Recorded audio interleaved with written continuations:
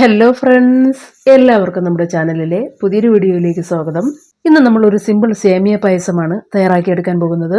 നമുക്കറിയാം, വിശേഷ അവസരങ്ങളിലെല്ലാം വളരെ പെട്ടെന്ന് തയ്യാറാക്കിയെടുക്കാവുന്നതും നല്ല ടേസ്റ്റോട് കൂടിയതുമായ പായസമാണ് സേമിയ പായസം. അപ്പോൾ അതിനു മുൻപായിട്ട് നമ്മുടെ ചാനൽ ആദ്യമായിട്ട് കാണുന്ന സുഹൃത്തുക്കളാണെങ്കിൽ ചാനൽ ലൈക്ക് ചെയ്യുക, സപ്പോർട്ട് ചെയ്യുക. സേമിയ പായസം തയ്യാറാക്കുന്നതിനായി ഒരു ഉരുളി അടുപ്പത്തേക്ക് വെച്ച് അതിലേക്ക് 2 ടേബിൾ സ്പൂൺ നെയ്യ് ഒഴിച്ചു കൊടുത്തിട്ടുണ്ട്. നെയ്യ് അത്യാവശ്യം ചൂടായി വരുമ്പോഴേക്കും 3 ടേബിൾ സ്പൂൺ കശുവണ്ടി ഇട്ട് ജസ്റ്റ് ഒന്ന് മൂപ്പിക്കുക. കശുവണ്ടി അല്പം ഒന്ന് മൂത്ത് ചുവന്ന് വരുമ്പോഴേക്കും അതോടൊപ്പം ഒരു 3 ടേബിൾ സ്പൂൺ ഉണക്കമുന്തിരി കൂടിയിട്ട് മൂപ്പിക്കുക.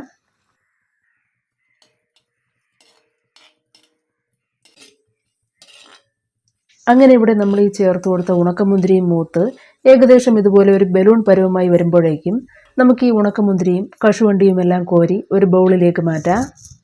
അടുത്തതായി നമുക്ക് ഈ കശുവണ്ടിയും ഉണക്കമുന്തിരിയും വറുത്തെടുത്ത അതേ നെയ്യിലേക്ക് തന്നെ 150 ഗ്രാം സേമിയ ഇട്ട് കൊടുക്കാം. ഇനി ഈ സേമിയ അത്യാവശ്യം മൂത്ത് ചുവന്ന് വരുന്നത് വരെ തീ ഒരു മീഡിയം ഫ്ലെയിമിലിട്ട് വറുക്കാം.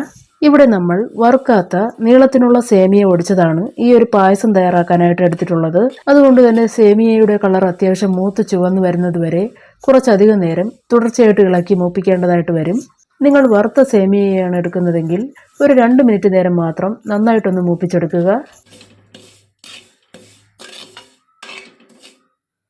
അങ്ങനെ ഇവിടെ സേമിയ അത്യാവശ്യം മൂത്ത് ചുവന്ന് വന്നിട്ടുണ്ട്.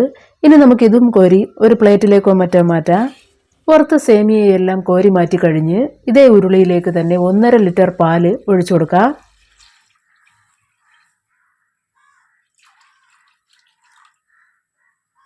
പാലൊഴിച്ചു കഴിഞ്ഞ് അതോടൊപ്പം ഒരു 1/2 ലിറ്റർ വെള്ളവും കൂടി ചേർത്ത് കൊടുക്കുക. ഇനി ഇവിടെ ഈ ചേർത്ത് കൊടുത്ത പാല് ചെറുതായിട്ടൊന്ന് തിളച്ച് തുടങ്ങുന്നത് വരെ തുടർച്ചയായിട്ട് ഇളക്കി കൊടുക്കാം.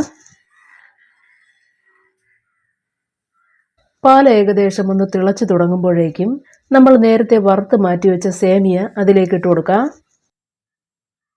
സേമിയ ഇട്ട് കൊടുത്തതിന് ശേഷം വീണ്ടും തുടരെ ഇളക്കി ഈ ചേർത്ത് കൊടുത്ത സേമിയ നല്ലൊരു സോഫ്റ്റ് പരുവത്തിലെത്തുന്നത് വരെ വേവിക്കാം.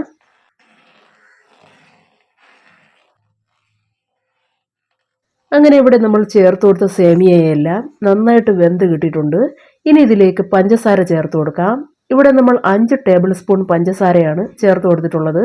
ഇതിന് സേമിയ പായസത്തിന് ആവശ്യമായ കറക്റ്റ് മധുരമുണ്ടാവും. അതുകൊണ്ട് തന്നെ കൂടുതൽ പഞ്ചസാര ചേർത്ത് കൊടുക്കേണ്ടതായിട്ട് വരില്ല.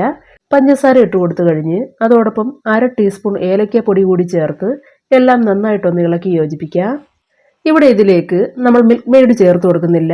നിങ്ങൾക്കൊരു പക്ഷേ മിൽക്ക് മെയ്ഡ് ചേർത്ത് കൊടുക്കണമെന്നുണ്ടെങ്കിൽ ഈ അവസരത്തിൽ 3 ടേബിൾ സ്പൂൺ മിൽക്ക് മെയ്ഡ് ചേർത്ത് കൊടുക്കാം. അങ്ങനെയെങ്കിൽ പഞ്ചസാര 5 ടേബിൾ സ്പൂൺ അളവിൽ ചേർത്ത് കൊടുക്കേണ്ട ആവശ്യമില്ല. പകരം 2.5 ടേബിൾ സ്പൂൺ പഞ്ചസാര മാത്രം ചേർത്ത് കൊടുക്കുക. പഞ്ചസാര ഇട്ട് ഇളക്കിയതിനു ശേഷം ഒടുവിലായിട്ട് ഇതിലേക്ക് നമ്മൾ വറുത്ത് മാറ്റിവെച്ച ഉണക്കമുന്തിരിയും കശുവണ്ടിയും കൂടി ഇട്ട് ഇളക്കി യോജിപ്പിക്കാം. അങ്ങനെ ഇവിടെ നമ്മുടെ സേമിയ പായസം റെഡിയായി കിട്ടിയിട്ടുണ്ട്. ഇതുപോലെ തീരെ അങ്ങ് കുറുകി പോകാത്ത തരത്തിൽ വേണം സേമിയ പായസം തയ്യാറാക്കിയെടുക്കാൻ. കാരണം സേമിയ പായസം തയ്യാറാക്കി വെച്ച് കഴിഞ്ഞ് അരമണിക്കൂറോ 1 മണിക്കൂറോ കഴിയുമ്പോഴേക്കും പായസം കറക്റ്റ് പരുവത്തിന് കുറുകി വന്നുകൊള്ളും. അങ്ങനെ ഇന്നത്തെ സ്പെഷ്യൽ സേമിയ പായസം റെസിപ്പി എല്ലാവർക്കും ഇഷ്ടമായെന്ന് വിചാരിക്കുന്നു. തുടർന്ന് ഞങ്ങളുടെ ചാനലിലെ വീഡിയോസ് കാണാനായിട്ട് ചാനൽ ലൈക്ക് ചെയ്യുക. നന്ദി, നമസ്കാരം.